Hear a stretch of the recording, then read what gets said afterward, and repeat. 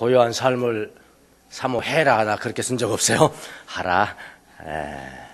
제가 무리하게 된 것 같습니다. 고요한 삶을 사모하라. 라는 말씀.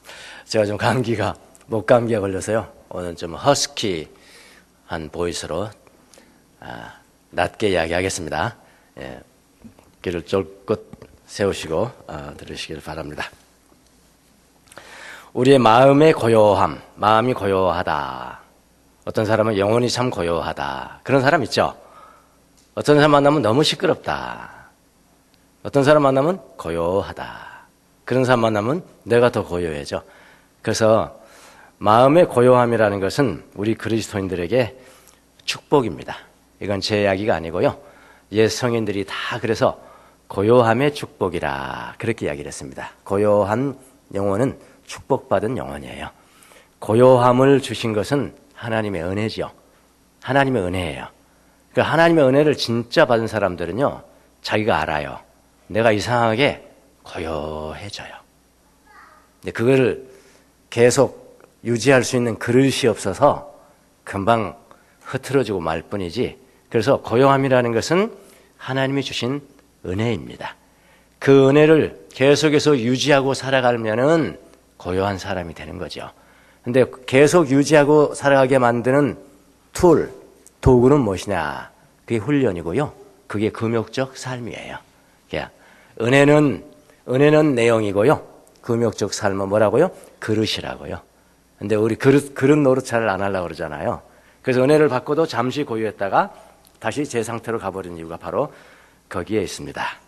자, 왜 마음의 고요함이 축복일까요? 마음의 고요함이 축복이에요. 그 고요함 가운데서 주님의 음성을 듣기 때문에 그래서 축복이죠. 다른 데 이유가 있는 게 아니죠.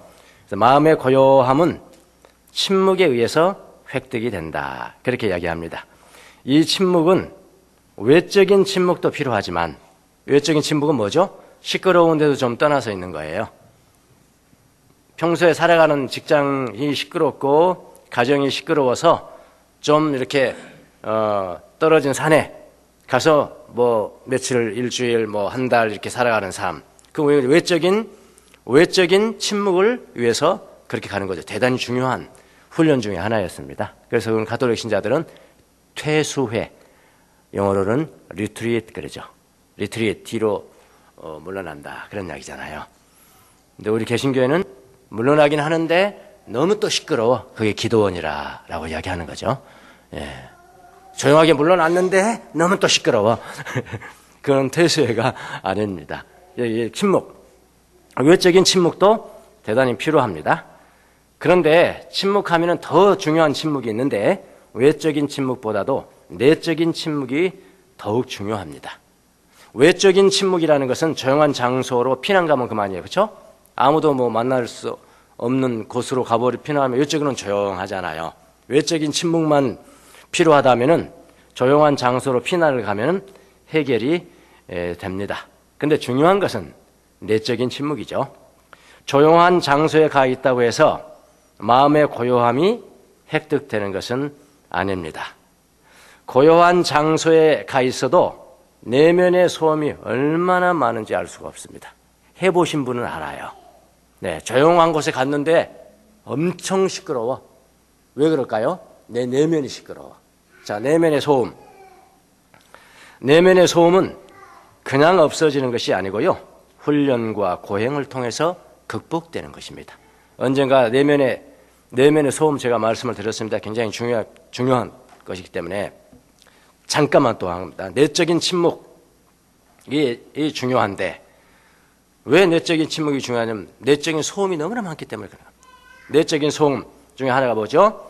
내적인 소음. 가만히 앉아있어. 너무 조용해. 수동 같은, 절간 같은 그런 장소임에도 불구하고 내 속에서는 엄청난 소음이 있는 거예요.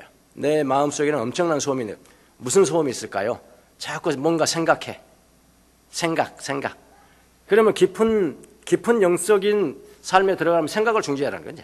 생각을 흘러내려 버리라는 거지. 그게 회상입니다. 회상. 지난날에 좋지 않았던 기억, 되풀이해서 생각하지 말해야 하는데 자꾸 되풀이 되는 거예요. 그냥 혼자 조용한 곳에 있는 것 같지만 저 사람은 지금 엄청 시끄럽거든요. 회상 때문에 시끄럽습니다. 두 번째는 뭐라고 그랬죠? 자꾸 호기심. 새로운 것에 대한 호기심. 또 저 사람 왜 저래? 저 권사님 왜 저래? 저 장로님 왜 그래? 저 집사님 왜 그러는 거야 저거? 저 사람 왜 그러는 거야? 이렇게 타인에 대한 품행에 관한 것. 여기서 난리가 난 겁니다. 점잖은 체면에 대놓고 이야기는 못해. 어떤 사람 뭐라고 비난 막 대놓고 이야기하면 그거는 좀 인격이 조금 낮아져 버리고요. 대놓고 해버리면은 또 인격을 유지하기 위해서는 대놓고는 말을 못하지만 내 내면에서 난리가 났다 이 말입니다. 난리가 났어요. 다른 사람 호기심입니다. 품행에 대한 것, 저 사람 왜 저래.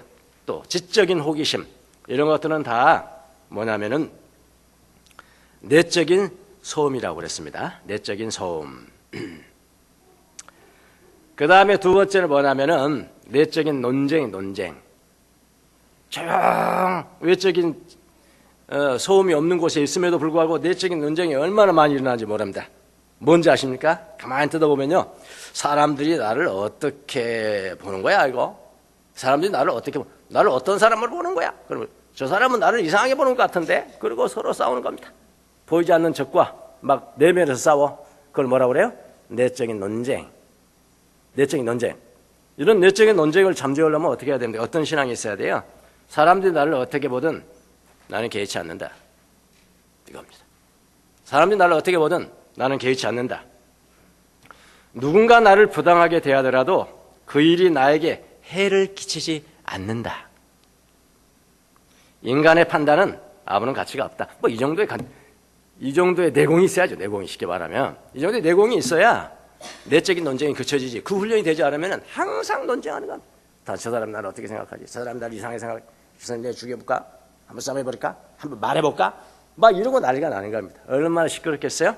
이것을 뭐라 그래요? 내적인 논쟁. 그래서 시끄러운 거예요. 세 번째는 뭐라고 그러나요? 강박관념. 내적인 강박관념. 내가 덜 사랑받고 있는 것 같아 지금. 내가 더 사랑받아야 돼. 내가 더 사랑받기 위해서 내가 이렇게 해야 돼. 이렇게 할 거야. 강박관념. 내가 미움받고 있을 거야 지금. 이 미움받는 것을 거절하려면 내가 어떻게 해야 돼? 어떻게 해야만 돼? 내적 강박관념.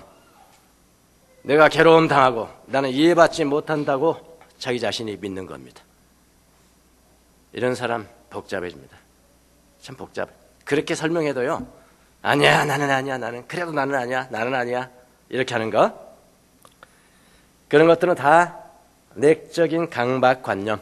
또 뭐 다 잘 살아가고 있는데 자기 자신에 대한 장래를 불안한 거. 이게 미래에 사는 사람이죠. 우리 신앙을 언제 살아야 돼요? 지금 살아야 돼요. Now and here. 몇 번 강조했잖아. 저기도 뒤에도 있네요. 날마다 진실된 모습을 하나님께. 지금의 신앙이다. 지금. 그게 영성이거든요. 그 지금은 어떠십니까?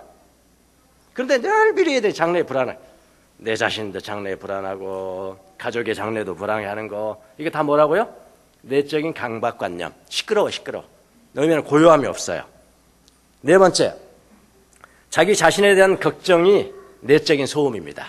걱정, 근심. 자, 이런 것들은 다 내적인 소음이 시끄럽죠. 외적으로는 조용한데 막 시끄러운 거예요. 자, 이런 내적 소음을 날려보내는 데는 많은 훈련이 필요한 겁니다. 사실은요. 훈련은 곧 고행이에요. 우리 그리스도인 개신교인들 특별히 뭐 고행 이야기하면은 굉장히 어떤 좀 거부감이 있다까 선뜻 맞아요. 그래요. 맞아요. 이게 안 돼요. 왜 그런지 아십니까? 은혜를 잘못 알아서 그래요. 예. 은혜는 내용이지만 그 은혜를 여러분 계속해서 유지하고 살아가려면 고행이 필요한 겁니다. 고행을 통해서 은혜 받아라. 그런 이야기 아니잖아요. 지금요. 그걸 유지하려면은 훈련이 필요한 겁니다. 그래서 내적인 고요함은 거저 얻어지는 것이 아니라는 겁니다. 우리 개신교에서는 이런 내적 고요함의 훈련을 잘 하지 않습니다. 시끄러운 훈련을 하죠, 사실은요. 내적 고요함의 훈련을 잘 하지 않습니다. 고요한 묵상이나 명상 못 참습니다. 자, 우리 5분간 묵상하시겠습니다. 하면 못 참아요. 5분인데, 단 5분인데 5분도 고요한 걸 못 참아. 한번 해보세요. 그렇게 힘듭니다. 고요함 자체를 잘 못 참습니다. 뭔가 좀 시끄러워야 합니다. 설교도 시끄러워야 되고요. 어디가 제가 조용 이렇게 하잖아요. 설교 듣는 것 같지가 않다는 거예요. 막 외치고 여러분 막 이렇게 하고 막 이렇게 해야지 그게 뭐 설교 같지. 설교도 시끄러워야 돼. 설교 시끄럽게 하는 사람 치고 말로가 별로 안 좋더라고요. 대충 보니까요. 예.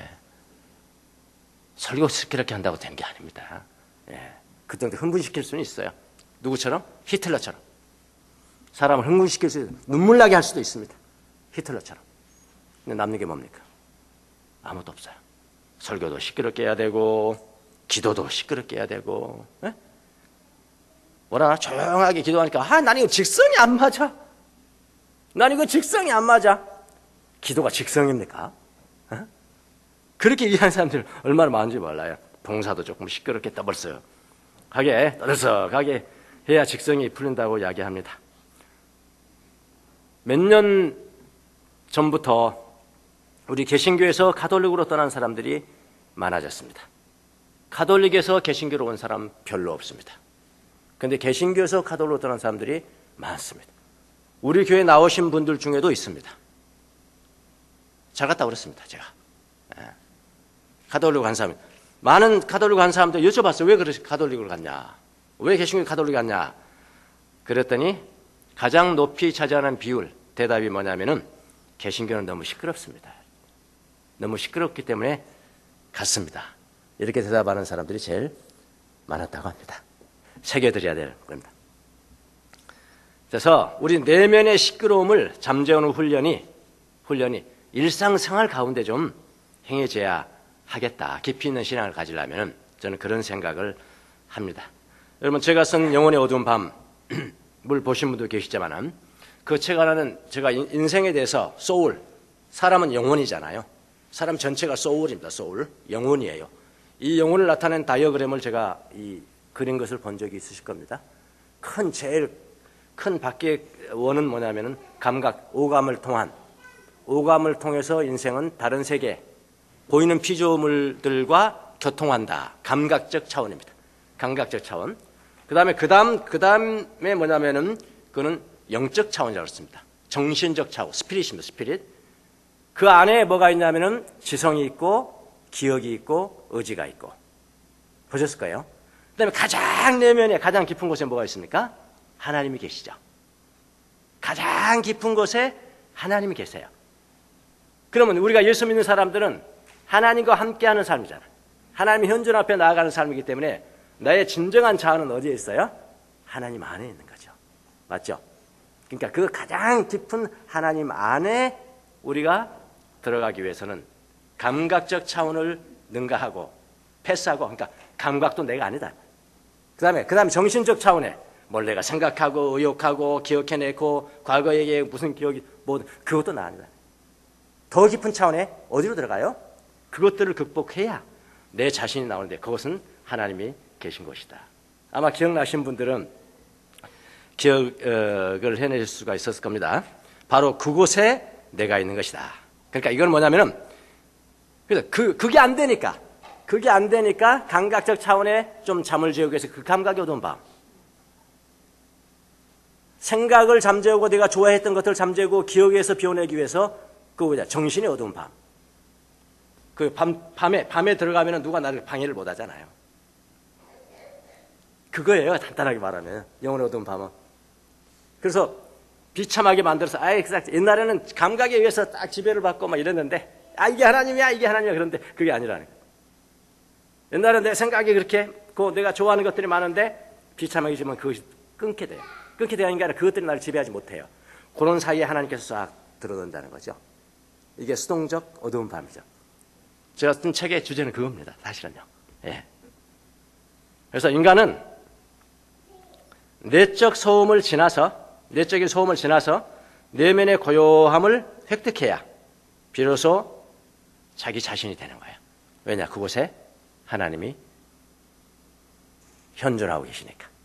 그런 이야기입니다. 자, 오늘 시편 131편의 기도한 사람이 시편 기도자가 가장 사모했던, 난 참 이런 삶을 내가 사모한다. 가장 사모했던 삶이라는 것은 어떤 것인가? 바로 고요하고 평온한, 평온하는 peaceful, 평화로운, 고요하고 평화로운 삶이었습니다. 어느 정도냐면은 젖된 아이, 젖을 갓난아이 같대요. 생각도 못하고 느끼지도 못할 때, 젖을 떼고 어머니 품속에 안겨있듯이 그런 고요한 삶을 원하면서 기도했죠. 젖된 아이가 어머니 품속에 안겨있듯이 내 영혼이 젖된 아이와 같습니다. 그래서 이 시편 131편의 기도자가 고요한 삶을 위해서, 이런 고요한 삶을 위해서 먼저 극복해야 했던 것이 무엇일까요? 첫 번째는, 오늘 성경 말씀에 근거해서 첫 번째는 탐욕입니다. 탐욕. 고요한 삶을 위해서 먼저 극복해야 됐던 것이 무엇이냐? 탐욕적 삶이다. 1절 후반절. 너무 큰 것을 가지려고 나서지 않으며, 내가 너무 큰 것을 가지려고 나서지 않으며, 큰 것을 가지려고 한다는 것은 뭡니까? 더 많은 것을 소유하려고 한다는 겁니다. 그것을 탐욕이다.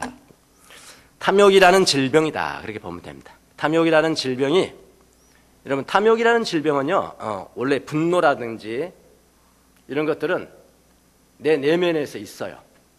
원래 분노는 내 내면에 있습니다. 그럼 내면에 원래부터 있는 본질적이라는 것은 어떤 걸까요? 좋은 것이겠죠. 왜냐하면 하나님이 창조하신 것이니까요. 분노가 좋은 것이에요. 그런데 하나님의 방법으로 써야 되죠. 분노는 악에 대해서 노염을 갖는 거, 그렇게 써야 되는데 무질서해졌어. 자꾸 악에 대해서는 조용하고 쓸데없이 화내고 쓸데없이 분노하고 그렇게 돼버렸다 이 말이에요. 사람이라는 게. 그러니까 분노는 원래 내면적인 거예요. 내면적. 어떤 육체적인 정욕, 그것도 내면적인 겁니다.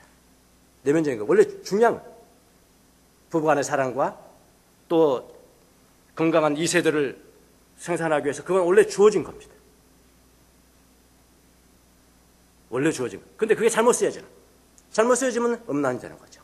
그렇듯이 내면에 있지만은, 그런 것들은 내면에 있지만은 이 탐욕이라는 놈은요, 내면에 있는 것이 아니고 외부로부터 온다라고 했습니다. 외부로부터 들어오는 것입니다. 그래서 부지런히 지키면은 쉽게 건절될 수 있는 것이 탐욕이지만은, 그러나 등한시하면, 이 탐욕을 등한시하면은 그것은 다른 악한 생각보다도 훨씬 더 파괴적이고요, 인생까지 파괴해버려요. 파괴적이고 제거하기가 어려워집니다. 여러분, 탐욕을 다 버리겠다고 수도사가 되어서 사막으로 간 사람들이 소위 4세기의 사막의 수도사들인데 탐욕이 없을 것 같죠? 사막으로 들어갔어. 수도사도 좋은데 사막까지 갔으니까 아무것도 없잖아. 아무것도 더 필요한 게 없잖아요. 사실 어떻게 보면요, 다 포기했으니까요. 그런데도 탐욕은 그곳에서도 역사했습니다. 자, 어떻게 역사하는지 한번 잘 들어보세요. 수도사, 그러니까 그것을 보고 우리를 보는 겁니다. 지금요, 이렇게 했습니다. 이 탐욕이란 놈이 사막, 가족도 다 버리고 떠난 이 사막에 있는 수도사에게 어떤 걸 상상하게 만드냐면은, 나는 내가 늙어가고 병든 모습을 먼저 상상하게 만듭니다. 이게 젊은데도 내가 이 사막에서 수도사로 살아가면서 늙고 또 병들고 하는 모습을 상상하게 안 되니까요. 날 먼저 생각이 떠오르게 됩니다. 그래서 또 어떻게 생각이 나가냐면, 수도원에서 제공하는 것으로는 병든 사람은 물론이요, 건강한 사람도 목숨을 부지하기 어렵다고 믿게 만듭니다. 이건 자기 내면에서 일어나기 때문에 다른 사람 몰라요. 탐욕이 그렇게 역사합니다. 탐욕이 그렇게 귀신이에요. 악한 생각이, 악한 영이에요. 예, 그렇게 만듭니다. 수도원에서 공급하는 것으로는 병든 사람도 그렇지만 건강한 사람도 목숨을 부지하기 어렵다고 믿게 만든다.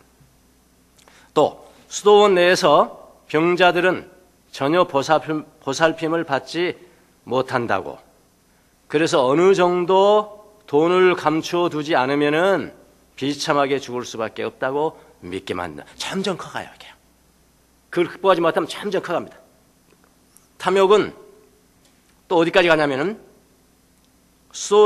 수도사에게 주어진 일, 내가 하는 일과 수도 원장의 엄격함 때문에 수도사가 오랫동안 수도원에 머무를 수 없을 것이라고 막 설득합니다. 너 여기서 계속 있을 수 없어. 이렇게 설득을 해요. 설득합니다. 자, 그리고 탐욕은 이런 생각들을 사용해서 수도사로 하여금 뭐라고 생각하게 만드냐면은 돈을 얼만큼 감추어 놓으라고 설득하기 시작합니다. 돈을 얼마나 감춰 놔야 되는 거야. 그래야 네 삶이, 노후 삶이 보장이 되는 거야. 이렇게 설득을 합니다. 이제 수도사는 소득에 대한 성, 돈에 대한 생각에 완전히 몰두하게 됩니다. 지금 점차 커서 자기가 컨트롤할 수 없는 지역까지 이른다 이 말입니다. 소득에 대한 생각에 완전히 몰두하게 되고 자신을 공격하는 악한 생각들에 대해 전혀 주의를 기울이지 못하게 만듭니다. 그 생각만 하는 겁니다. 다른 생각이 전혀 기울이지 못합니다. 자, 이렇게 되면 어떻게 되냐면은, 이렇게 되면 손해를 보잖아요. 수도사가 뭐 좀 손해 볼 수 있는 거 아닙니까? 손해를 보면은 불같이 화내고, 손해를 보면 불같이 화내는 사람들은 지금 여러분 두고 이야기하는 겁니다. 여러분과 저를 두고 이야기하는 겁니다. 지금 사세기 수도사 나쁜 사람 그러면 아무것도 안 돼요. 그럼 제가 이거 인용할 필요가 없죠. 예화를요. 소득에 조금 손해를 보면은 불같이 격분하고, 그 다음에 자기가 바라던 대로 소득을 좀 얻지 못하면은 낙담하고 침울에 빠지고, 제가 보니까 많이 있어요 여기 지금요. 제가 바라던 대로 소득을 얻지 못하면은 낙담하고 침울에 빠지고 교회도 안 나오고 신앙생활에 떠나고, 왜 하나님은 나한테 돈을 벌지 않게 해주시는 거야? 하나님이 돈 만드는 기계입니까? 하나님이 돈 만드는 기계냐고요? 누가 그렇게 가르쳤어요? 네. 그렇게 생각하게 만듭니다. 그리고 탐욕은 그 수도사를 굳게 묶어놓고, 이제는 돈을 벌기 위해서 너는 일만 해야 되는 거야. 돈을 감춰놓기 위해서 일만 해야 되는 거야. 그 수공예에 전념하여 돈을 벌라고 부추기게 됩니다. 그 수도사의 생각은 어떻게 하면 돈을 비축할 것인가에만 빠지게 됩니다. 그 사람은 내면의 고요함과는 거리가 멀어집니다. 고요한 삶을 사모하라고 그랬는데, 고요한 삶을 가장 먼저 파괴하는 게 뭐라고요? 탐욕입니다. 탐욕. 현대인들에게도 예외는 아닙니다. 이건 4세기 사람이었지만 그대로 적용되는 인간입니다. 현대인들에게도 예외는 아닙니다. 더 큰 것을 소유하려고 나서는 탐욕은 고요한 삶을 해칩니다. 탐욕을 극복하는 것은 금욕적 삶이에요. 탐욕을 극복하는 것은 금욕적인 삶이다. 금욕적 삶과 고요한 삶은 나누어질 수가 없습니다. 고요한 삶의 은혜라면은 금욕적 삶은 그릇입니다. 물과 그 물을 담는 용기와의 관계와 같습니다. 물은 고요한 삶이고요, 물 그릇은 금욕적 삶입니다. 고요한 삶은 주님께서 주셔야 돼요. 하나님 전적인 은혜입니다. 전적인 은혜입니다. 주님의 몫이고요, 금욕적 삶은 여러분과 저의 몫입니다. 자, 옛 성인들이 강조했던 금욕적인 삶 몇 개만 나열해 보겠습니다. 이미 제가 글을 썼습니다. 첫 번째, 그게 다 연결되어 있는 거예요. 물질에 대한 애착과 악한 생각들과 욕망의 지배에서 벗어나라. 이 이야기 했잖아요. 이 10편 131편의 기도자가 그 이야기 하는 겁니다. 여러 가지 음식을 찾지 말고, 다 연결되어 있어요. 탐식과 탐욕도 연결되어 있고요. 다 연결되어 있어요.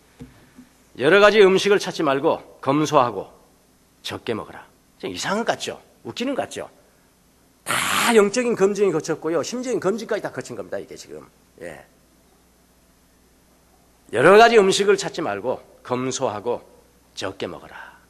또 이렇게 이야기하니까, 이거는 여러분 개인이 있을 때 개인한테 한 이야기예요. 자기 혼자 있을 때는 엄청나게 먹고 손님이 왔을 때는 이거 딱 들이댄다고. 또 그 반대해야 돼, 반대. 예, 수도사도 그랬어요. 수도사는 예외가 있었습니다. 단 예외. 이건 너가 개인 수도 생활할 때 이런 이야기고 탐식하지 말라는 것이고, 예외가 있습니다. 도시에서 사람들이 너를 방문했을 때, 손님이 왔을 때는 여러 가지 놓고 먹어도 된다고 그랬습니다. 그러니까 여러분, 제가 신방 가면 이렇게 하면 안 돼요. 이거 가르쳐주면 그 생각이 나가지고, 목사님 여러 가지 주지 말라고 그랬습니다. 그건 자기에게 해당되는 겁니다. 개인에게 할 때는 그렇고, 손님 할 때는 예외가 되는 거거든요. 예. 명심하십시오. 여러 가지 음식을 너무 찾지 마시고요. 검소하고 적게 먹어라. 저는 요즘 조금만 많이 먹으면 소화가 안 돼서 할 수 없이 적게 먹을 수밖에 없어요. 그렇게 훈련시키시더라고요. 예. 적게 먹어요. 예. 세 번째, 지나치게 많은 것을 대접하려는 생각을 버려라. 너무 많아, 버려라. 원수들은 그러한 생각들 속에 잠복해 있으면서 당신을 고요한 삶으로부터 떼어낼 기회를 엿본다. 어떻게 하면 생각을 많이 줘서 고요한 삶으로부터 벗어나게 할 것인가? 가난한 자를 구제하기 위해서 부자 되기를 원해서도 안 된다. 악한 자의 속임수다. 이게 얼마나 많은 사람들이 이건지 몰라요. 이런 유사한 이야기 많아요. 목사님, 제가요 얼른 돈 벌어가지고요, 돈 얼른 벌어가지고 나중에요 돈 많이 벌면요 선교사 더 오실 거예요. 그럼 저는 뭐라고 해요? 지금부터 하세요. 안 믿어요. 내가. 당신 돈 많이 벌면 또 다른 게 나을 거예요. 아니요, 지금부터 하세요. 지금부터. 그런 사람 많잖아요. 여기는 그러겠습니다. 가난한 자를 구제하기 위해서 부자 되기를 원해서도 안 된다. 지금 하라. 지금 하라. 이건 악한 자의 속임수입니다. 이런 것도 있어요. 불필요하게 직원을 고용하는 것을 피하라. 그들을 부양할 책임을 생각하느라고 분심이 일어난다. 맞아요. 예. 쓸데없이 회사 키우면요, 일 벌리고 쓸데없이 사람들 많이 고용해가지고 뱅크럽시 된 회사들 많이 봤습니다. 예. 뭔가 보이기 위해서. 많은 사람을 고용하는 것이 유익할 것이라는 생각도 하지 마라. 뭐라고? 철저하게 내 자신에 유익하는 것만 생각하라. 영적인 삶에 유익한 것만 생각하라. 그래서 자기에게 집중하는 게 대단히 중요하다라는 이야기예요. 고요한 삶을 위해서 그렇게 하라. 그렇게 하라. 또 다른 것. 이거 많습니다. 또 고요한 삶을 이 손상을 가하는 사람. 부모에 대한 염려나 친척들에 대한 애정, 지나친 사람이 있어요. 사로잡히지 말라. 사로잡히지 말라고 그랬어요. 미워하라는 이야기 아닙니다, 지금. 미워하라는 이야기가 그거 전혀 달라요. 고요한 삶을 위해서 부모에 대한 염려나 친척들에 대한 애정에 사로잡히지 말라. 뭔지 사로잡히면 문제가 되는 거예요. 저에게는 감사하게 이거는 절대 해당이 안 됩니다. 저한테는. 어떻게 보면 감사해요. 지금 사는 곳에서 고요함을 얻지 못하면은 유랑 생활을 떠나라. 요즘 텔레비 얼마나 감사한지 모르겠어요. 집시맨, 자연인, 그런 게 유행을 해요, 텔레비에서요. 그래서 그런 사람 동경하잖아요. 근데 자기 혼자 맨날 그래서 몇십 년 살아. 그건 또 아니에요. 잠시 떠나라. 지금 사는 곳에서 고요함을 얻지 못하면 유랑생활을 떠나라.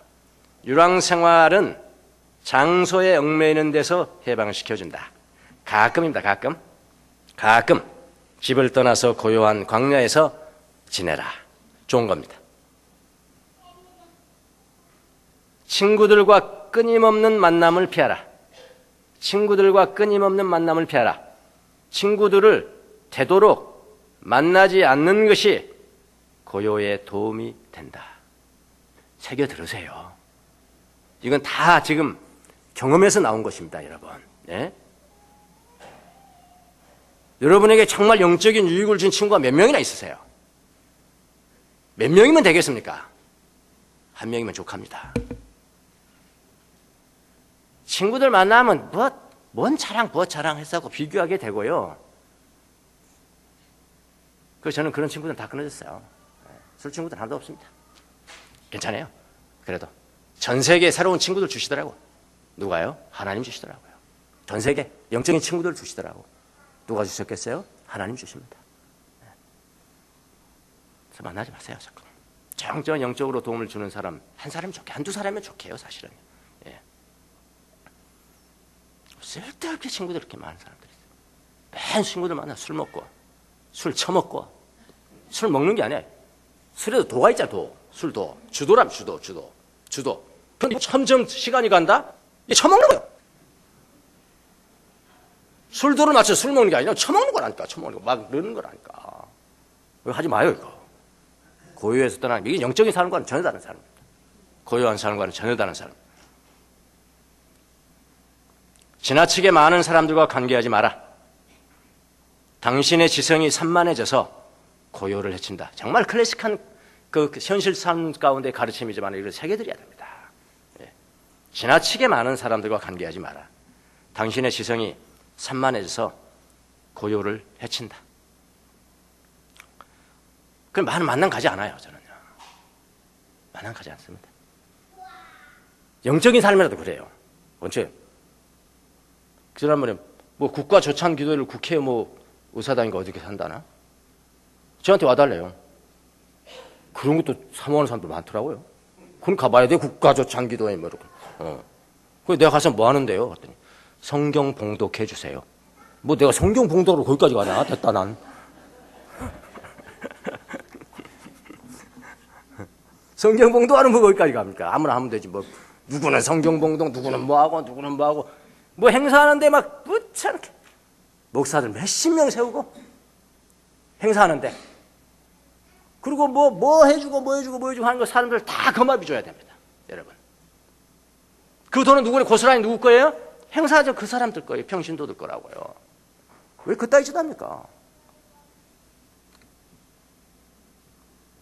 지나치게 많은 사람들과 관계하지 마라.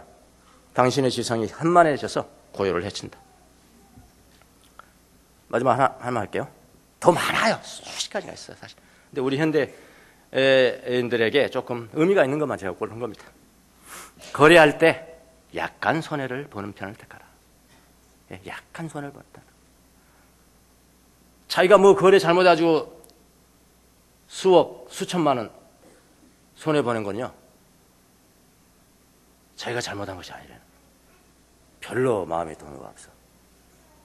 콩나물 사는데요, 100원 깎으려고요. 예? 그 콩나물 아줌마하고 싸워. 다투고, 맞췄어요. 그런 하지 마세요. 예? 그 뭐 1,000원, 2,000원 깎아봐도 못하겠어요. 그렇잖아요. 더 많은 손해를 이미 다 보고 자기 잘못 때문에 했는데, 거래할 때 약간 손해를 보는 편을 택하라. 이익을 얻으려고 값을 깎기 위해서 말다툼하고 거짓말하고, 그래서 뭘? 고요함을 해친다. 고요함을 해친다. 이런 식으로 했습니다. 이렇게 세밀하게 해요. 이 사람들은 이 훈련과 고행을 했다고요. 왜 그랬을까요? 고요한 삶이 그렇게 중요하기 때문에 그래요. 이런 삶을 살면은, 고요함은 하나님 주신 내 축복인데, 고요함의 축복인데 이 고요함을 해치기 때문에 그런 것이다 라는 것입니다. 탐욕하지 마라. 또 기도자는 고요한 삶을 위해서 무엇을 극복했을까요? 두 번째로 자만심입니다. 자만심. 허영심입니다. 저는 이 성경대로 하는 겁니다. 지금 성경대로 해요. 1절 후반절. 분에 넘치는 놀라운 일. 놀라운 일이 뭔지 아십니까? 영어로 wonderful입니다. 사람들이 보기 때 wonderful한 거예요. 놀라. 근데 그게 분에 넘쳐. 분에 넘치는 놀라운 일을 이루려고도 하지 않습니다. 분에 넘치는 놀라운 일을 이루려고 하는 마음은 무엇일까요? 그게 자만심입니다. 자만심, 자부심, 자존심, 자존심은 좀 다른 거. 자존감은 좋은 거죠. 네. 자만심, 허영심 이런 것들은 고요함과는 거리가 멀기 때문이죠. 고요함과는 거리가 멉니다. 사람들에게 인정받고 사람들에게 칭찬받고자 하는 마음, 그게 자만심이에요. 자만심이 생기면은 교만과 오만이 거의 같이 따라옵니다. 자만심이 있으면은, 허영심이 있으면은 교만과 오만이 거의 같이 따라와요. 자, 이 자만심이 얼마나 무섭냐면요. 그래서 여러분, 성의들은 이렇게 이야기했습니다. 가장 최전방에서 최전방에서 싸우는 악한 마귀가 있는데, 예? 최전방에서 싸우는 악한 마귀가 있는데, 그 세 놈이 최전방에 싸웁니다. 세 놈이요. 세 놈이 최전방에 싸우고 다른 마귀들은 뒤에 다 따릅니다. 뒤에 따라와. 그러니까 최전방에 싸우는 게 가장 강한 탐식, 탐욕, 그 다음에 허영심입니다. 이 세 마귀가 가장 최전방에서 싸우는 마귀입니다. 이 자만심이 여기 있습니다. 자만심, 허영심. 자, 근데 이 자만심을 잘 아셔야 됩니다. 보세요. 이 자만심, 허영심은요, 여러분의 모든 행동에 나타납니다. 모든 행동이라고 했습니다. 그냥 일상적인 행동뿐만 아니라 영적인 행동까지 나타나요. 그게 무서운 겁니다. 모든 행동에 나타나고요. 그래서 대적하기가 너무나 어려운 겁니다. 대적하기가 어려워요. 자, 모든 일에 나타난다. 몇 가지 예를 들어보겠습니다. 모든 일에 나타납니다. 이런 것을 두고 모든 일에 나타나는 것입니다. 어떤 사람은요, 화려한 옷을 입기를 즐겨해. 여자분들이 다 그런 건 아니잖아요. 어떤 분은 그러죠. 어떤 분은. 그래서 그걸 유혹하면 이거는 그냥 떨어집니다. 화려한 옷으로 유혹을 합니다. 화려한 옷을 뽐내라고 딱 유혹하는데 넘어간 사람이 거의 대부분일 수 있고 절반 정도 있을 수 있고. 근데요, 다 그런 건 아니에요. 여자분들 중에서요. 남자들은 입는 거 가지고는 그렇게 하지. 남자들도 그렇게 하나요? 남자들보다는 여자분들이 입는 거, 화려하게 입는 거 가지고 하는데 어떤 사람은 안 넘어가는 거예요. 그 유혹이 안 넘어가. 화려한 옷을 입고자 이렇게 뽐내라고 하는 거 유혹이 안 넘어가. 그러면 이 자만심이라는 악한 영은 어떻게, 그 사람한테는 어떻게 역사하는지 아세요? 그러면 너는 아주 남루한 옷을 입어라. 아주 남루한 옷을, 거지 같은 옷을 입어라. 그래, 거지 같은 옷을 그래서 딱 입잖아요. 그러면 자기 마음속에는 저 여자는 저렇게 좀 얄팍하게 저렇게 옷 입고 저러냐. 나는 이렇게 내가 돈이 많아도 내가 이렇게 남루한 옷을 입으면서 내가 이렇게 자만심. 무슨 말이시겠습니까? 모든 행동에서 자만심은 역사합니다. 화려한 옷으로 유혹을 못하면 남루한 옷을 입기 위해서 유혹을 합니다. 또 어떤 사람은 명예를 되게 즐겨하는 사람이 있어요. 명예를 가지고 그에게 아첨을 하고 유혹을 합니다. 뭐가? 자만심의 영이. 그럼 대부분 남자들은 명예예요. 대부분 남자들 떨어집니다. 대부분 유혹이 떨어져요. 그런데 그런 명예에 유혹에 받지 않는 사람들이 있어. 아까 우리 유 목사님 같은 저런 유는 안 빠지는 거야. 명예 안 빠졌잖아, 명예. 근데 명예 안 까지, 이 사람은 안 되네, 이거. 이 명예 가지고 안 되네. 그럴 땐 어떻게 하냐면은 치욕처럼 보이는 일을 겪게 해줍니다. 그리고 치욕처럼 보이는 일을 겪게 하면서 그거 가지고 일단 유출을 하는 거야. 뭐 아시겠습니까? 요 자만심이란 영이 이런 놈이라니까요. 그냥 모든 행동에서 역사한다. 또 이런 사람, 어떤 사람은 막 말을 잘해. 설교를 막 잘해. 유창한 언변을 자랑하는 사람들은 그렇게 역사한다니까. 유창한 언변을 이렇게 해가지고. 근데 어떤 사람들 그게 아닌 사람도 있거든요. 그리고 아닌 사람들은 말하지 않는 사람들이거든요. 그런 사람들 어떻게 하면 침묵을 통해서 그를 유혹합니다. 누가요? 자만심의 영이. 침묵을 통해서 그를 유혹해서 자신이 고요함을 성취했다고 자랑하게 만듭니다. 아시겠나요? 이렇게 무서운 놈입니다. 좋은 음식에 대한 생각으로 유혹하는 사람, 유혹에 빠진 사람 많죠? 여기도 많죠? 많은 음식, 좋은 음식에 다 그냥 유혹되잖아요. 그런 사람들 그렇게 유혹해. 근데 어떤 사람은 그게 안 되는 사람이 있어. 우리 권사님 같은 건 안 될 것 같아. 자, 안 될 것 같아. 이게 먹는 거 나 관심 없다. 그런 사람은 어떻게 역사하냐면요. 사람들이 어떻게 역사하면은 먹는 거 가지고 유혹하지 못하는 사람은 이렇게 하는데 사람들로부터 내가 칭찬받기 위해서 나는 금식해야지. 뭐 하기 위해서? 사람들에게 칭찬받기 위해서. 내가 얼마나 거룩한 사람인지 사람들에게 칭찬받기 위해서 나는 금식할 거야 했다면 그건 자만심의 영에 떨어진 겁니다. 아시겠습니까? 그래서 예수님이 바리새인들에게 욕한 게 뭐였어요? 너희들은 사람에게 보이려고 금식하고 사람에게 보이려고 선한 일하고 사람에게 보이려고 기도하고 영적 일에 가장 앞장서는 거냐? 자만심의 영입니다. 허영심의 영. 좋은 음식에 대한 생각으로 유혹하지 못하면 사람들로부터 칭찬받기 위해서 금식하라고 유혹한다. 자, 이렇게 모든 일, 모든 행동이 악한 마귀에게 허영심의 기회를 제공을 합니다. 그래서 여러분, 자만심의 극복은요, 이미 제가 말씀드렸습니다. 자만심을 어떻게, 허영심을 어떻게 극복하냐? 나를 높이는 것에 기여하는 모든 말과 행동을 하지 않는 것. 그 훈련하세요. 그 훈련하시라고. 여러분, 설교자들은 특별히 허영심에 떨어지기 쉽습니다.